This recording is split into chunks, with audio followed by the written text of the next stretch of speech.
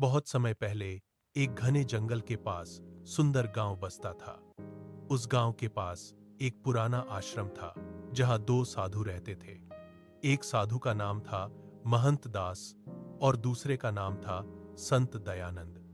दोनों ने कई साल तपस्या की थी, पर दोनों के स्वभाव में बहुत फर्क था। महंत दास को अपने ज्ञान और ताकत का बहुत घमंड था। वह हमेशा बड़ी बड़ी बातें करता और लोगों से अपनी वाह वाह सुनना पसंद करता था।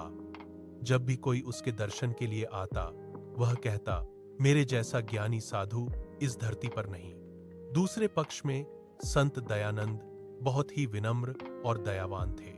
वह हमेशा लोगों की मदद करता, वह गरीबों को भोजन देता था और हर किसी से प्यार से बात करता था। गांव के लोग दोनों साधुओं का सम्मान करते थे, लेकिन वे दयानंद को अधिक प्यार करते थे क्योंकि वह लोगों के दुख को समझता था। एक साल गांव में भयंकर सूखा पड़ गया। बारिश नहीं हुई, खेत सूख गए, नदियां खाली हो गईं और कुओं से पानी खत्म होने लगा। लोग बहुत परेशान हो गए, पशु तड़पने लगे और बच्चे भूखे रहने लगे। एक दिन गांव के कुछ बुजुर्ग दोनों साधुओं के पास गए। उन्होंने हाथ जोड़कर कहा, महाराज, हमारी मदद करो, गांव तबाह हो रहा है। महंत दास ने आंखें बंद करके कहा, यह सब तुम्हारे पापों का नतीजा है। पहले मेरे लिए बड़ा यज्ञ करवाओ, सोना, घी और चंदन लाओ, फिर मैं देवताओं को खुश करूंगा। गरीब लोग निराश हो गए, उनके पास खाने के लिए अन्न नहीं था। यज्ञ के लिए सामान कहां से लाते? उस समय संत दयानंद आगे आए। उन्होंने प्यार से कहा, डरो मत, प्रभु उनकी मदद करता है जो अपनी मदद आप करते हैं। हम सब मिलकर कोई रास्ता खोजेंगे। अगले ही दिन दयानंद कुछ गांव वालों को साथ लेकर जंगल की ओर निकल पड़े। कई घंटे चलने के बाद उन्हें एक पुराना सूखा हुआ कुआं मिला। कुआं मिट्टी और पत्थरों से भरा हुआ था। दयानंद ने कहा, अगर हम सब मिलकर मेहनत करें तो इसमें से फिर पानी निकल सकता है। कुछ लोग हंसने लगे। वे कहते, यह तो सालों से सूखा पड़ा है। पर दयानंद ने हिम्मत नहीं हारी। वह खुद कुएं में उतरकर मिट्टी निकालने लगे। उनकी मेहनत देखकर धीरे धीरे गांव के लोग भी काम करने लगे। औरतें मिट्टी ढोने लगीं, बच्चे छोटे पत्थर उठाने लगे और जवान कुएं की दीवारों को साफ करने लगे। यह काम कई दिन चलता रहा।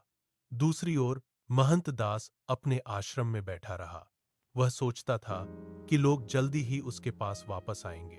एक रात भयानक तूफान आया, बिजली चमकी और तेज बारिश हुई। सुबह जब लोग कुएं के पास पहुंचे तो वे हैरान रह गए। कुएं में साफ पानी भरा हुआ था। गांव में खुशी की लहर दौड़ गई। लोग प्रभु का शुक्र मनाने लगे। सबने दयानंद का धन्यवाद किया, पर दयानंद ने विनम्रता से कहा, यह मेरा नहीं, हमारी साझी मेहनत का नतीजा है। यह बात सुनकर महंत दास को बहुत शर्म आई। उसे एहसास हुआ कि सिर्फ बड़ी बातें करने से कोई महान नहीं बनता। लोगों की सेवा करना ही सबसे बड़ी भक्ति है। वह दयानंद के पास गया और हाथ जोड़कर कहा, भाई, मुझे माफ कर दो, मैं घमंड में अंधा हो गया था। दयानंद मुस्कुराए और कहा, जब मनुष्य अपनी गलती समझ लेता है, उसी दिन वह सच्चे रास्ते पर चल पड़ता है। उस दिन से महंत दास पूरी तरह बदल गया। अब वह भी लोगों की सेवा करने लगा। दोनों साधु मिलकर गरीबों की मदद करते, बच्चों को शिक्षा देते और लोगों को प्यार और एकता का पाठ पढ़ाते। कुछ साल बाद वह गांव खुशहाल हो गया। लोग दूर दूर से उन दोनों साधुओं के दर्शन करने आते थे। पर अब महंत दास कभी अपने ज्ञान का घमंड नहीं करता था।